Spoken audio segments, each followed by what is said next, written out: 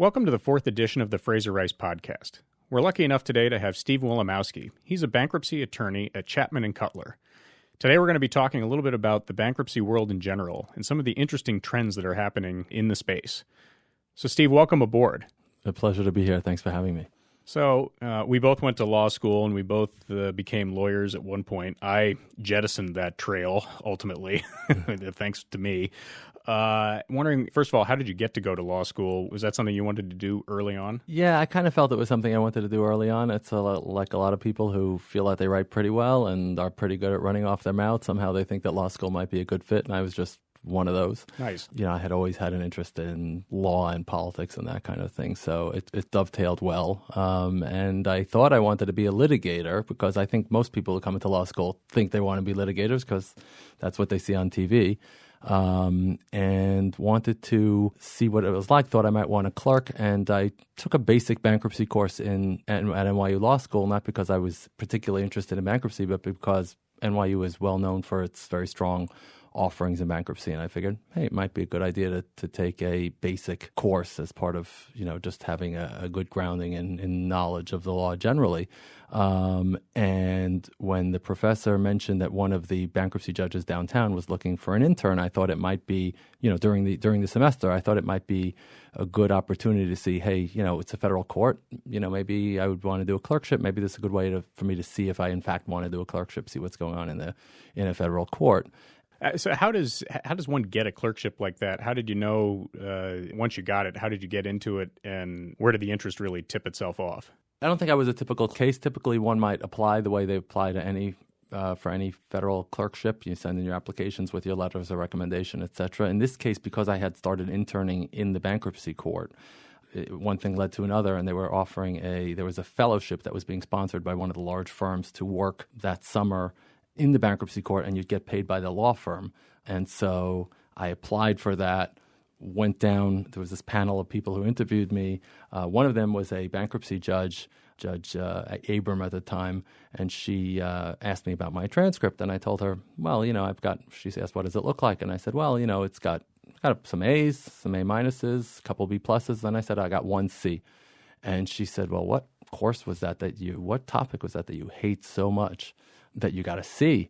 And I told her, well, and it was kind of sheepish, but I told her, well, it was bankruptcy, actually. So, you know, that didn't start off very auspiciously, but somehow I think that I had done the interning at the bankruptcy court, so I was a known quantity, so that got me that position. And then shortly thereafter, a position opened up with one of the other judges, Judge Brosman, the one that I ultimately clerked for. And so that's how I did the clerkship, and I kind of got very interested in the bankruptcy side more so than the litigation side. So it's not an exciting story, but I think that most people who get into bankruptcy, you know, it's not like entertainment law. Like you walk into law school and, yeah, oh, I want to be an entertainment lawyer. Yeah, well, you and everybody else and all of their grandmothers. But, you know, that's not necessarily what's going to be realistic for people. And so most people have stories, I think, closer to mine than to, gee, I always wanted to be a bankruptcy lawyer. Well, many times people want to be entertainers as opposed to be entertainment lawyers. And Yes. that can be a shocking revelation 2 or 3 years into the practice. So bankruptcy as a term, a lot of people have this big, broad idea of what bankruptcy is. And I think many people would understand that people don't want to declare bankruptcy because they've gotten into some sort of financial trouble where they owe more than they're taking in or more than they have. What does bankruptcy seek to achieve, and what is your role in it? Well, I would divide it into two pieces, one of which is what people might consider personal bankruptcy, consumer individuals who just get in over their heads. They have too much. They have medical debt, credit card debt, something happens. They're either irresponsible or circumstances have overtaken them and they just can't handle it anymore, and they file for bankruptcy. And that's the kind of bankruptcy that you see in most countries around the world, including in the United States. We have a concept of a discharge. It's to give the person a fresh start. It's a concept of people deserve a second chance. But in the United States, we have something that we kind of invented and we should be, I think, proud of as a nation, which is the concept of a corporate reorganization, a concept that we're going to preserve value by not only giving individuals second chances, but in some respects, corporations need second chances as well, or it's useful. And this started really, and this is a United States this is something that really did start in the United States and has become popularized in many, many countries around the world, which is the concept of, the old concept was, okay, you start a business and things go really bad and you have a lot of debt and you're not paying your creditors, so the creditors can come and sort of take your stuff, take the business's things away. And in the United States, well, the origin was really the railroad bankruptcies. And if you can imagine, if you think about a railroad, you can go and you could say, okay, the railroad is not paying its debts. There's been a downturn in the economy in that part of the region where it operates. So I'm going to come and I'm going to lift up the track and I'm going to, as the creditor, and I'm going to sell it for scrap metal. And, that's an approach. And that's, in fact, what the law effectively provided for as an option. Yeah, you can go in and you can go and pull up the track and take the scrap metal. But I think that people perceive that in an industry like that, that's sort of a poster child for a type of industry where maybe it's not the best idea to just rip it into its constituent parts. Maybe there's, a lot of time and effort that have been spent in investment in this particular industry in a way that you're not going to be able to recoup by tearing it apart. And maybe there's value here that we can preserve. And then if we can preserve and maximize that value and keep the company going as a going concern, then we're going to be able to do better by the creditors too, not only by the company that wants the same business or by its shareholders. In fact, maybe sometimes the shareholders won't even end up with a piece of the company, but we will preserve the company and thereby maximize value, which will be good for the individual creditors that'll get paid more ultimately, and it'll be better for the economy. And that was something that we came up with as a country here in the 19th century. And with all the criticism that you sometimes hear about Chapter 11, countries, as their economies become more sophisticated, they tend to want to adopt our type of bankruptcy laws because they view it as something that is an integral component of becoming a developed, sophisticated economy. And the best example of that right now is India. India is right now working on a new restructuring law that's modeled much more closely to what we have here in the United States because they recognize that their current law, which I kind of love the name of, it's called the Sick Industrial Companies Act. Could just imagine that they could have used a Madison Avenue consultant. Truth in advertising. Exactly. But apparently that's slow and it's really not that efficient. It's not made for the modern world. And they talk about it in terms that I had seen an article in one of the English language dailies from Mumbai where it talks about, if you can have an efficient process, then the money, you can get back some value from the company. The banks and the lenders can lend the money again, promote efficient allocation of resources. It's there's certainty in the financial markets. The bond markets are happy because they know under what circumstances they get repaid, and they have sort of a roadmap for how they're going to get repaid and in what amounts. So an insolvency regime that is built around restructuring when you can, I think is really win-win, and that's what we try to accomplish as an industry. Well, it sounds like a lot of the good parts of it stem from the fact that you're trying to help people reorganize and maybe get a more efficient business model in place. The law, it sounds like, has evolved to the point where instead of ripping up the tracks, you're providing a pathway to a better way of doing things. Yes, I think that's right, and I think that's an important part of that is the fact that we try to maximize value. And I haven't been following what the law looks like right now in, let's say, a country like France, but I remember that years ago we met with some French lawyers who were restructuring, who were insolvency lawyers, and they had a completely different conceptual framework under the law in France, which was you've got to go down the path as a matter of law.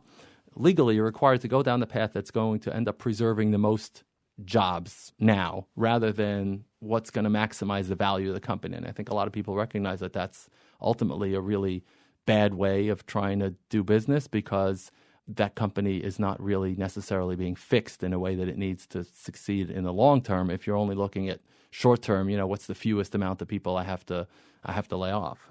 So when you're dealing with something like that at the corporate level, it can definitely get complicated, big, obtuse. Break down for us a little bit who the stakeholders are. And I'm sure you've represented different stakeholders along the process in different forms. Oh, everybody. I think I've represented everybody. I've been at a couple of firms and debtor side and the creditor side. And if you think about it, if you're talking about a significant sized company or even a smaller company that is going through Chapter 11, Think of them outside of Chapter 11. Think of them when just they operate. They've got so many constituents, so many people who have an outcome, a stake in their outcome, meaning the owners, the vendors that they do business with. If they've got a bank lender, if they've got other kinds of lenders that lend them money, that if they've issued some kind of note, if they've got employees, they probably got landlords, they've got government that they have to deal with, both in terms of the taxing authorities and in terms of regulatory agencies that they may have to deal with depending what business they're in. They may have environmental, they may have to deal with licensing agencies if they're in the, if they're insurance holding companies. I mean, they've got all kinds of state and local and federal agencies sometimes that they have to deal with. And they've got people that are interested in investing with them, buyers. So if you come to the bankruptcy side, that hasn't changed in terms of who cares about the process. You've got the existing management that cares about their position. You've got the shareholders, the equity, they're very interested, right? They're looking at potentially getting wiped out. You're looking at the creditors who want to get paid, and you're looking at different kinds of creditors. You're looking at the creditors who I would just want my money. But then you're also looking at vendors who maybe owed a few dollars or maybe owed a lot of money, but that's maybe not even their primary concern. They're not necessarily, if they're selling widgets to the bankrupt entity, they're not necessarily so interested in, okay, I need to get paid for that every last widget that I sent out last month, or sometimes that's important too. But they would like to know that there's going to be a company that they can sell widgets to going forward. So sometimes those interests are very different. And then you've got tort creditors, people who are involuntary creditors effectively. I mean, you've seen a lot of those in the asbestos cases, but even in a normal operating case, somebody's going to slip and fall. They're a creditor, and they didn't ask to be a creditor in the case, but they are, and they've got their own interests. They're more like a creditor that just wants as much money as possible, doesn't really care about the long-term implications for the company. Sometimes you got retirees with pensions. So all those parties need to be represented in the course of a bankruptcy case, and in a large case, usually they are. Oh man, it sounds big and complicated, like I described. But then you lay out exactly everyone who's interested in a business that falls down. It can include a lot of different entities and people.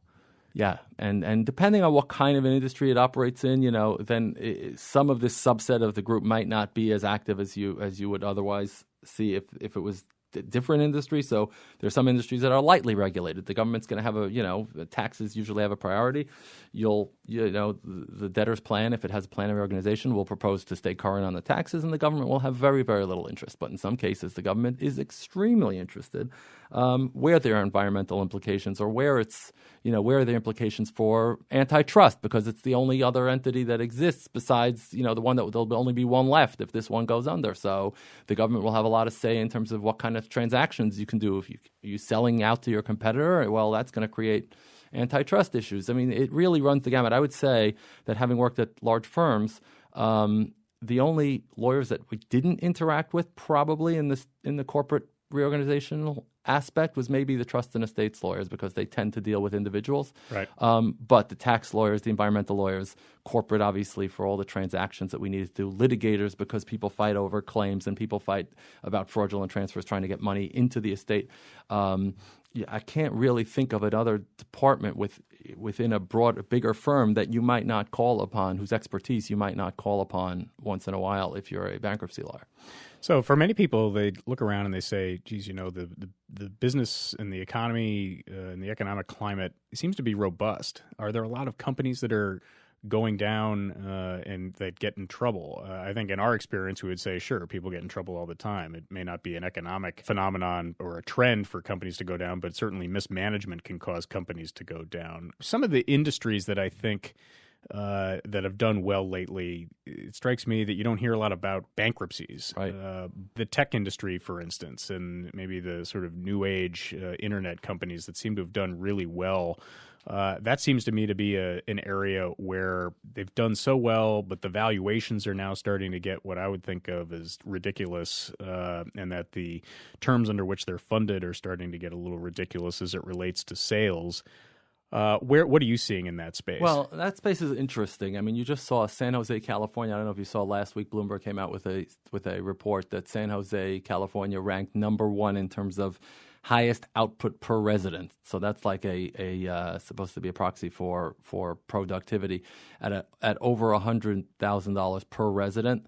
compared to, let's say, New York, which came out at like $70,000 per resident. So, San Jose is the center of tech, of Silicon Valley, and therefore, it's indicative of where the market is right now. You're seeing, I think, a lot of discussion and debate among the financial experts and quasi-experts about is there a tech bubble? Are we seeing a bubble, or is this just some inherent value is our value, our prices going up, our equities in that area going up because there is really value there? And that's a good question, not one that I don't pretend to have the answer to, but I mean clearly I think that if we do end up in a place where there is a significant correction in that market, it'll be a little bit different, I think, than the last time. I mean, if you remember the late 90s when you had I think it was unquestionably a bubble. Nobody's going to argue about that. In fact, that's when I think that term was popularized. You had a lot of companies that were they were just living in the ether. There was nothing there in terms of real assets. They had this idea, maybe it was some kind of an e-business that 1,000 other people were doing, and the valuations went sky high, but it was really equity money that went in. There wasn't really much in the way of assets. When they went under, it was really just a matter of giving the keys back to the landlord. There was not really, and firing a bunch of people. There really wasn't much for the restructuring industry that I work in to work with, because there weren't assets, there weren't much even in the way of liabilities, because so much had come from equity funding. I think this time around, if there is a this time around, I think that you've got much more mature companies that may have real assets that would need to be reorganized. You've got more debt. The ratios of debt versus equity. I mean, you still have a lot of startups that are being funded by VCs, but you've got more debt out there too. I mean, I'm just not picking on anybody, but just using it as an example. I think people know that in the processor world, so Intel has been getting a bigger and bigger piece of the shrinking PC market, and AMD has been suffering because of that, and their current ratio is probably not where they would want it to be, and they've come up with sort of a restructuring plan that the market likes, and we'll see. But that would be an example of a company that's got real assets, where people are starting to look at it and say, hey, what's the future of sort of the also-ran processor manufacturer, in a market that's shrinking for its product, and it's got other valuable assets. But that's exactly the point. When we restructure, we try to restructure around real assets.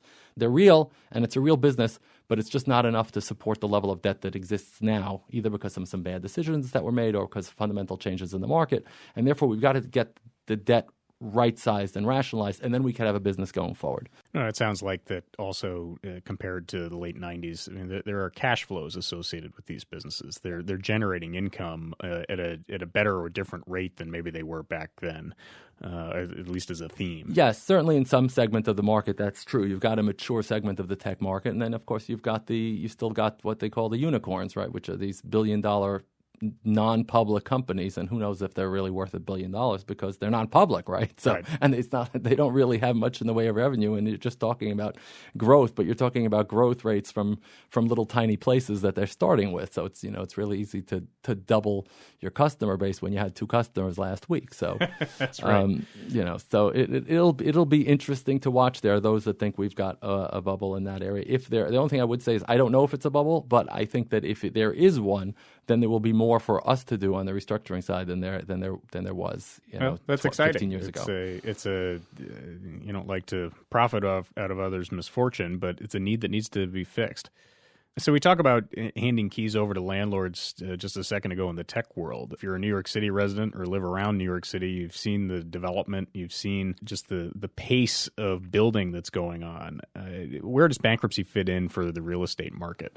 Well, real estate presents its own particular challenges. I think you have a lot of things that have been put in place systemically over the last number of years that are meant to discourage bankruptcy and Chapter 11 restructuring, including what's called bad boy guarantees, where there are a lot of personal guarantees that are imposed on people for filing their entities that they own into bankruptcy. So it kind of encourages a process where they'll talk to their secured lender and try to negotiate something before they end up in bankruptcy. And the other thing is to remember is that why can't you do all this bankruptcy restructuring out of court? What do I need a court for, right? And the answer is the main benefit, the primary benefit. There's a lot of other good bells and whistles, but the primary benefit of Chapter 11 is the plan process, and the primary benefit of the plan process is the ability of the majority to bind the minority. It kind of solves the free rider problem that says that if you've got 9 creditors that want to work with me, but I've got one that's going to hold out, I'm going to have to pay that holdout. And the fact that I'm going to have to pay that holdout in full means that the other 9 really are not going to work with me. So there is a voting process that goes into place that says the majority, we can buy in within any class of creditors, and sometimes cross classes, we can bind the minority, and therefore we can get something done that makes sense, and we could solve the holdout problem. In real estate, you've got a little bit less. I mean, you've got something less of that because a lot of times you don't have that much in terms of this big vast pool of unsecured creditors. You've got the bank or a mezz lender. You got a few lenders that you need to deal with. Sometimes you can cut more of these deals outside of bankruptcy. And clearly it's been a slow time anyway in the restructuring world for real estate because interest rates have been so low. Right. Well, to borrow a concept from real estate, the bankruptcy process helps you get, in a sense, clear title. You put things to bed so that you can move on with the project or otherwise dispose of the asset accordingly. Yeah. So we'll see more of this. I mean, as interest rates start to finally go up and get closer, I don't think it's going to be a long time till you see this sort of historical norms, but they at least go up from zero.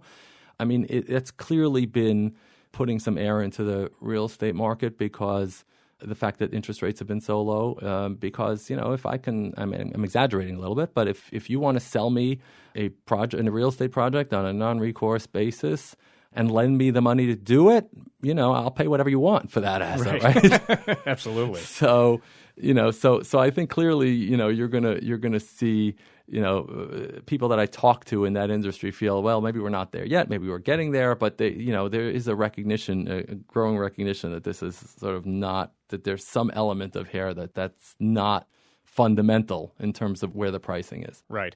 So we talked about low interest rates and the possibility that they're going to go up. Another area that's had one of its major data inputs seeing a low trend recently is in energy. Low oil prices, low natural gas prices, all sorts of different inputs that have made it less profitable to run those types of industries. Where does the energy sector fit into your thinking? Well, you're seeing, that's one area where we actually are seeing, it's not just predictions, it's where we've actually been seeing a substantial increase in filing rates. There was some talk about how, and I think it's partially true, there's some talk about how some of these rigs and things can be, shut down when the price goes below a certain point without, necessarily killing the whole company. You lay off some workers and ease of entry and exit is not as difficult maybe as had been thought. But the fact is that you are seeing a real increase in the number of energy companies that have been filing, and you're seeing it in both the oil sector where oil prices have gone, less than half of what they were. And you're seeing it in coal a lot, where now there's talk about Arch Coal is probably going to have to file, Peabody, Patriot Coal. You've seen a number of coal companies that have filed. The federal government has been putting enormous pressure on coal companies, some would say, to really put them out of business, and that's worked to some extent. And you've had a lot of activity in that area. That's one area where you really see, generally, where you see a lot of restructuring activity is where you've got a lot of volatility in the underlying price of an important input into that industry. And if you're dealing with energy, it's hard to imagine that the price of oil can go down by half and that it's not going to produce restructuring. And in fact, it has, and I think it will continue to do it as, assuming that prices stay kind of low near where they are. There are companies that have been able to hold out for a while, but are just not going to be able to hold out forever. And so I think you're going to see, it's one area we've actually seen an increase in activity already. And I think you're going to see it continue, barring some big changes in the prices of energy. Well, talking about government policy as it relates to deciding whether some businesses should continue or not continue. We were talking before this podcast about the healthcare sector. And I think we both see in our world that a lot of healthcare valuations seem to be very rich, and per bed costs are double what they were 7 years ago. And That's reflected in everything from the value of healthcare facilities to cost of healthcare generally speaking. With the government subsidizing a lot of that through Obamacare, Medicare, Medicaid, and then with low interest rates as it relates for the developers of healthcare facilities being able to borrow to develop these. I mean, do you see that type of double whammy that might hit that sector? Yeah, I mean, that's on our radar too. I mean, there you've got, I mean, I've been talking to people in that segment, and both on the lender side and on the operator side, and there seems to be consensus that prices are crazy. So what does that mean? Well, healthcare is sort of uniquely situated because of what you just mentioned in terms of government involvement, and you kind of live by the government and die by the government. And I think that people of my vintage in the restructuring world will remember that in the mid to late 90s, I don't remember the year precisely, but the Clinton administration changed the Medicare reimbursement rules, and boom, you had dozens and dozens of companies that ran assisted living facilities, nursing home facilities, and other kinds of healthcare facilities go almost immediately into Chapter 11 proceedings because the rule change was such that their entire capital structure was built on getting reimbursed at particular rates, and as soon as those rates were cut, it just threw everything out of whack, and you had a whole bunch of those restructurings and ultimately successful reorganizations in the 90s. And so when you're talking about now, if anything, a government that is even more involved than it ever was before in healthcare, you're going to live and die by a stroke of the executive pen sometimes. And so that creates, I think, additional risk in terms of, all right, where is this market going? Not only because the fundamentals might suggest that a correction is in order, but because there's always that wild card of, okay, especially now as we're seeing sort of the healthcare cost curve is not being bent in the right direction necessarily. Well, that increases the temptation for somebody to just, without really giving too much thought to it, knocking down a reimbursement schedule so that all of a sudden people aren't getting what they think they're going to get, and with the ramifications that follow. So yes, market's been up, I think, in that area, partially because we're seeing an older demographic. More and more people are going into assisted living facilities, nursing care facilities, everything that runs the gamut in terms of that piece of that part of the market. So that's what's been pushing the market up. But at the same time, you've got the fact that the fundamentals, I think, are starting to be stretched to their limits in terms of whether any of this really makes sense. And then the overlay of that risk of the fact that you're not really dealing with the private sector and the rationality that the private sector imposes. You're dealing with the government, very often the federal government. So it's a very interesting area as far as we're concerned. Sort of near and dear to my heart is the concept of municipal bankruptcy.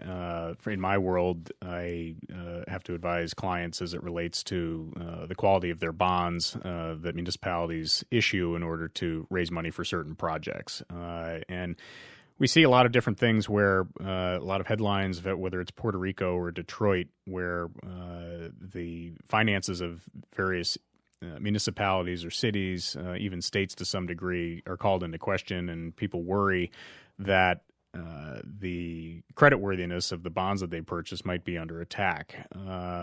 Now, in my experience, that's been very limited, that the number of those cases is not very great, and a good credit analysis would probably get you away from those types of bonds anyway. But from a bankruptcy lawyer's perspective, what are you seeing in the municipality space, and what conditions make it so rare, and will those conditions continue to exist? You're correct. We've had very few municipal bankruptcies historically since they became possible in 1937. I read a statistic that shows them like 600 entities in history in the last 80 years of having filed for Chapter 9 or its forebears in terms of restructuring. And just for background, Chapter 9 is that section of the code that deals with municipal restructuring as opposed to Chapter 11, which deals with sort of private entities. Right. So yes, 600 entities is very little. When you think about tens of thousands of businesses that file each year, even in a slow market like we've had something like 30 or 40,000 businesses filed last year. So you're talking about infinitesimal or very small number of municipal entities having filed over the course of the history of municipal filings. What causes that? I think that there's that political element to it that makes it really, really difficult to take that step. I mean, if you think of what happened city of Detroit and how far Detroit had to fall in order for them to finally pull the trigger on a reorganization that was really long overdue. I mean, the city had lost a huge percentage of its population. The population that was living there was living under horrible conditions by and large. But to actually take that step and sort of effectively remove any control and discretion from a democratically elected mayor and deal with the political fallout and have to deal with creditors differently very often because of political considerations of this is going to be a favored creditor group because are they voters or because they're parties that are going to have sympathy with voters as opposed to maybe investors that seem more removed and investors that we should be less concerned about, from the perspective of an individual voter. All those considerations, the fact that you need authorization from the state. You can't there are only 12 states that have authorized Chapter 9 filings by their municipalities, so this is a general matter. So, there's a lot of talk, for example, now about Illinois, right? Illinois has got terrible amount of pension debt, and that's what's driving, by the way, all this stuff is the pension debts. And I hate to be so cynical, but politicians tend to be concerned about the here and now in terms of their budgets, and it's always easy to give away $1 later than give away $1 now. So, I mean, you've seen a lot of pension liabilities that are out of control, and Illinois is a great example of that. But Illinois does not have an authorizing statute that would allow its municipalities to file for Chapter 9. So if, for example, and it's not only municipalities, it's municipal entities, municipal corporations. So if the Chicago Board of Ed, for example, which has tremendous liabilities, wanted to file, well, right now it couldn't. And there's legislation pending in Springfield that would make that happen. But it's like a lot of other things today in Illinois. You've got a complete deadlock between the governor and the legislature, and it's not clear that anything's going to happen productively. Well, so it seems like there isn't a real clear path in that case. Right. And I talk to clients all the time who say, I don't want to be involved in an Orange County. That happened a long time ago, and people still remember it. So the idea that the damage from that type of proceeding, politically or otherwise, it can be long-lasting and in a sense, total. Right. And look, I mean, let's look at Detroit. I mean, Detroit is the biggest city that I've ever filed, so it's really something that people are really looking at. And now it's been a year, right? It emerged from its Chapter 9 proceeding, the city, approximately a year ago, coming up on a year. Well, where are we with Detroit? A lot of analysis being done right now. So, if you just Google it, you'll see tons of analysis. Okay, where's the city right now? But the bottom line is, the street lights are being put back in place and lighting up streets that they haven't lit up in many, many years. The attrition in terms of population seems to have bottomed out. There are a lot of good things going on in Detroit, but they're still facing a lot of issues looking forward. Precisely because politically it's difficult to really compromise and reduce your debt burden the way you might want to. So they're looking at a huge pension obligation that's staring them in the face, coming in 2024 that they would have to pay or refinance or whatever it is. And returns on their investments is not necessarily, people are looking at it with concern right now. So Detroit, I think, shows both the good and bad elements of a Chapter 9 restructuring, which is it's really hard to, be fair and do what needs to be done to actually get a city, on very, very firm footing.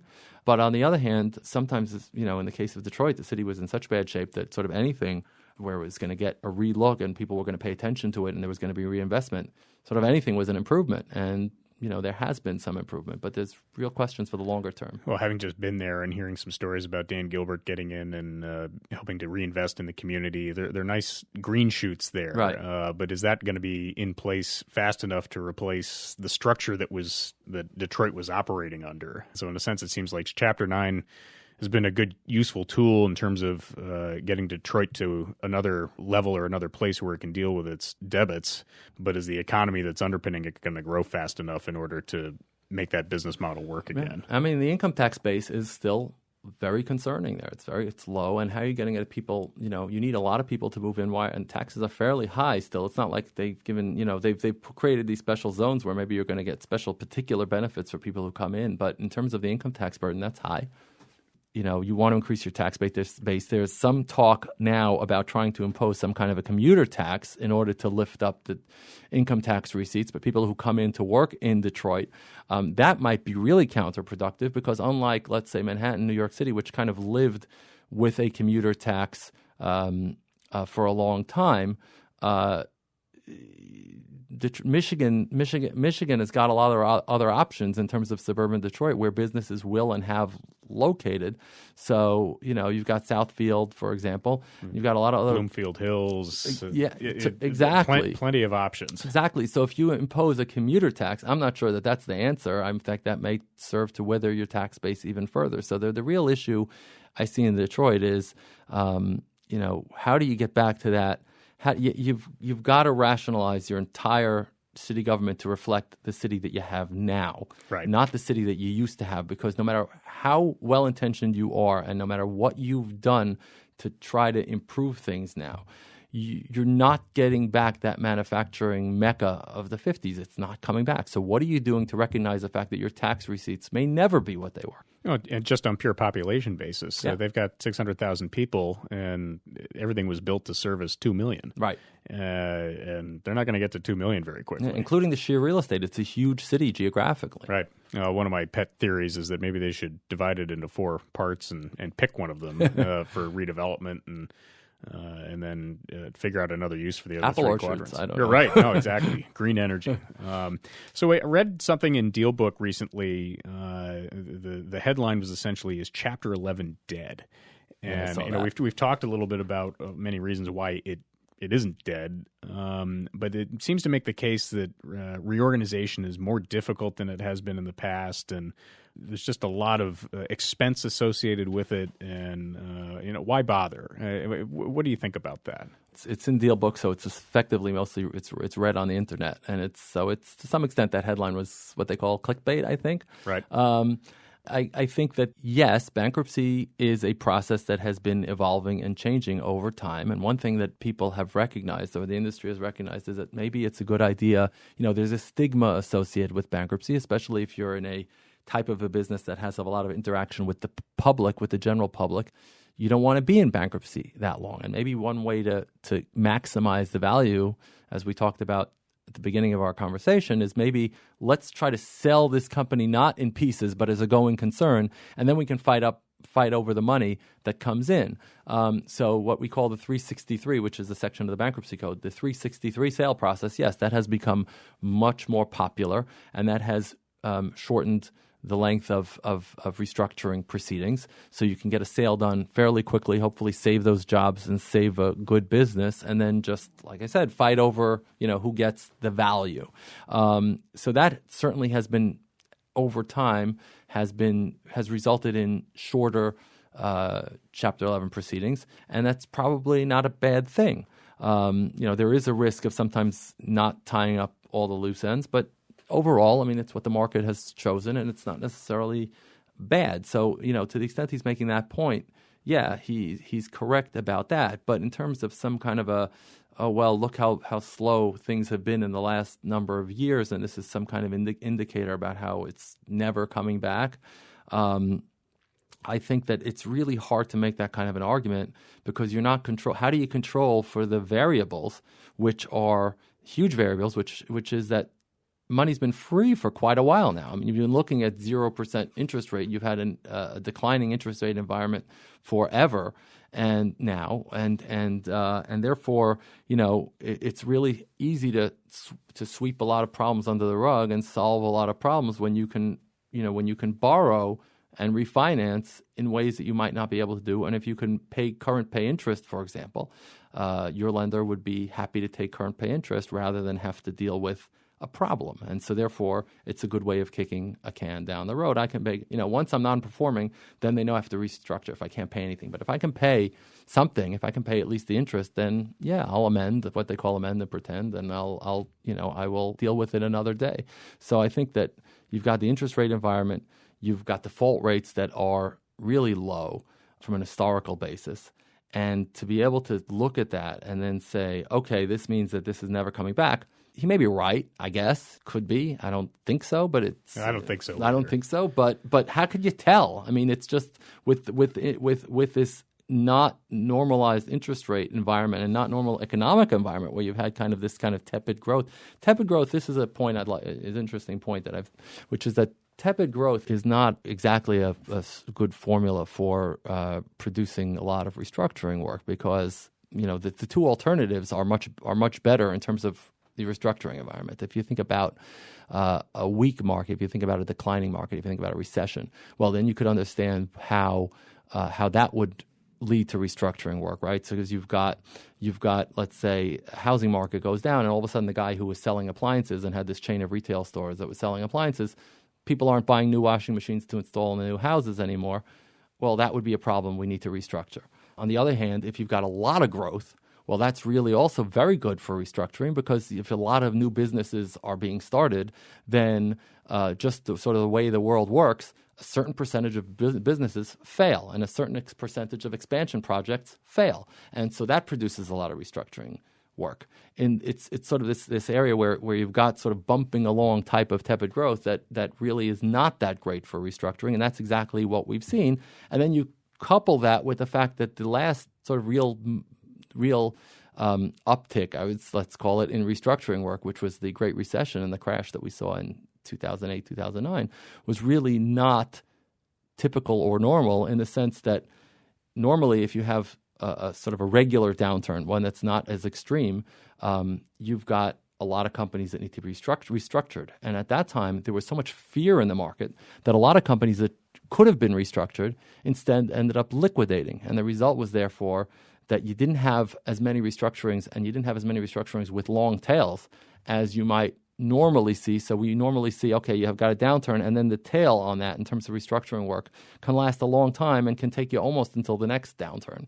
And the Great Recession was so severe that it really spooked a lot of people out of the market and really caused a lot of fundamental changes for quite a while in terms of people willing to really put their toe and dip their toe into the restructuring lending, in terms of lending to weak entities. So it caused sort of an unnatural, I think, abrupt ending to what was a busy period in restructuring for a relatively short amount of time. So contrast that to the late 90s, which was, in a sense, the bursting of a bubble, but at the same time, not as much of a heart attack for the economy as sort of that 2007, 2008 period. In that area where the restructuring is a little more, I guess, normalized in terms of the volume? Yes, it's clearly the case. I mean, I think you saw, with, for example, the tech bubble, you saw a lot of fundamental value that was still being created, even in the context of a lot of overvaluations. So you had that still supporting the economy even through the downturn.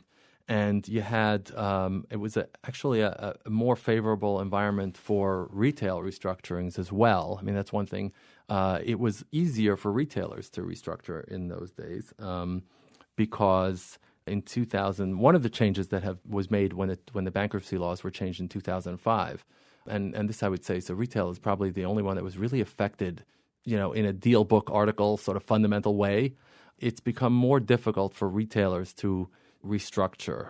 Alex Partners just came out with, which is an advisory firm, came out with a report today, which says, and they looked apparently at a universe of corporations that filed for bankruptcy with more than $50 million in liability over a period of time.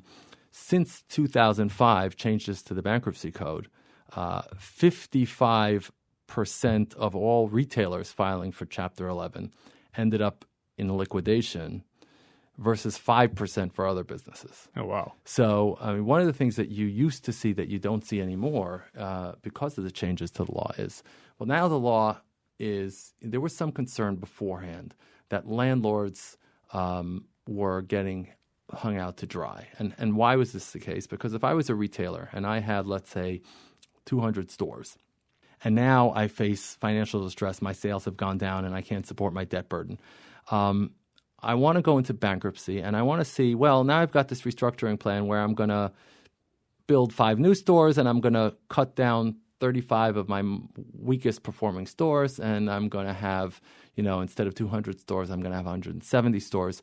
And is that business plan going to work? Well, let's try it. And we go through, let's say, and the retail tends to be very seasonal, so I have to wait and go through a Christmas season. Let's see what happens.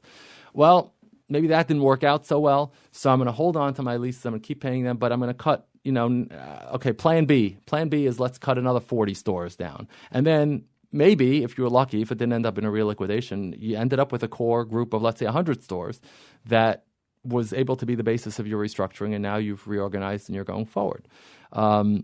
The downside to that was from the landlord perspective, which is, I've got this shopping mall and I've got this tenant that's sort of hanging around in Chapter 11, and there's a lot of uncertainty.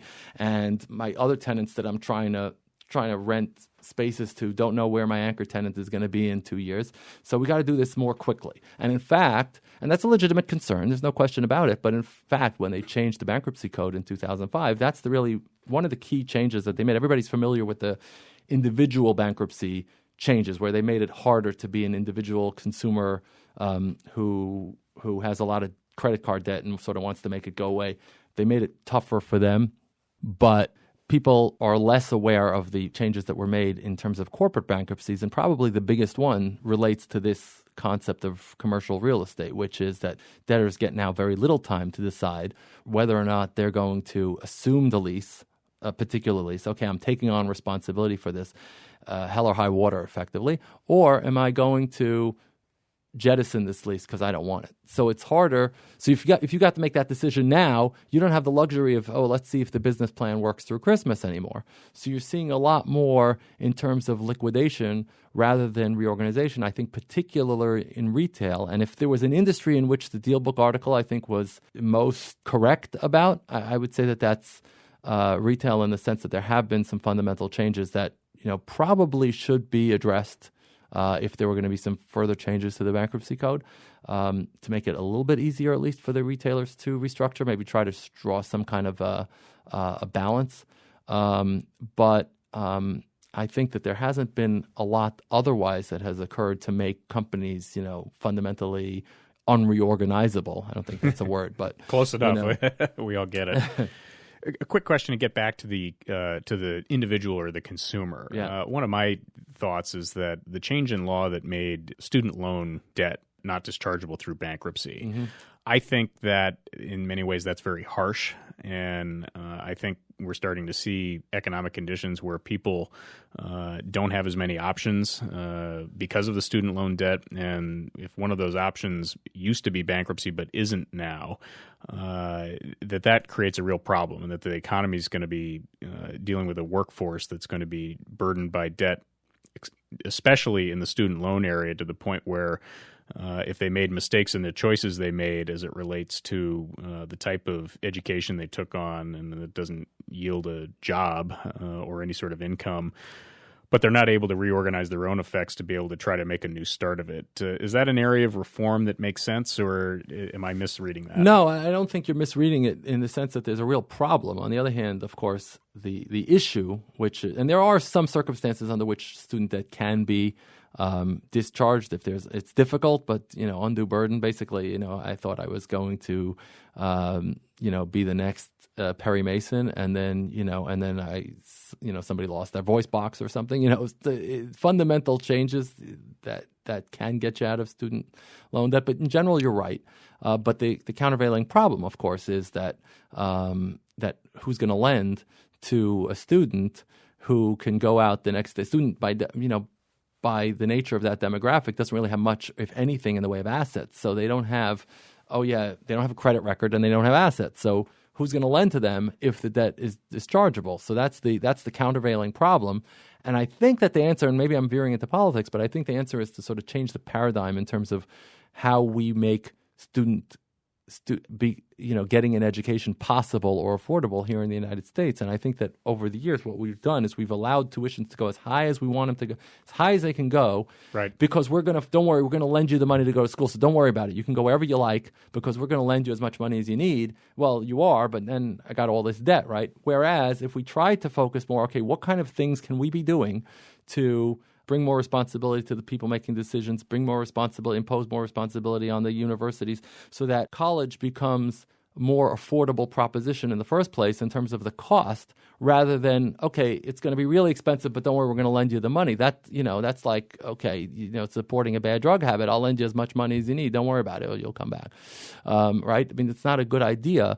I think it'd be a much better idea if we can get a handle around education costs, because we know that those have been greatly exceeding the costs of inflation. And I don't know why. Do you know why? I don't know why they should be. I mean, I know you have a lot more administration in universities nowadays, but you would think that with all the technology that have made things so much more productive in the private sector and other areas where, you can now do things that you don't need as many people to do as much, you would think that universities should be able to do a lot of the same things with technology, but instead it's created the situation, the fact that people can borrow as much as they want in order to go to college has meant that there hasn't been as much pressure on universities to keep their tuitions in check. And so to me, there needs to be a shift in the paradigm of what we think about in terms of how college is going to be affordable.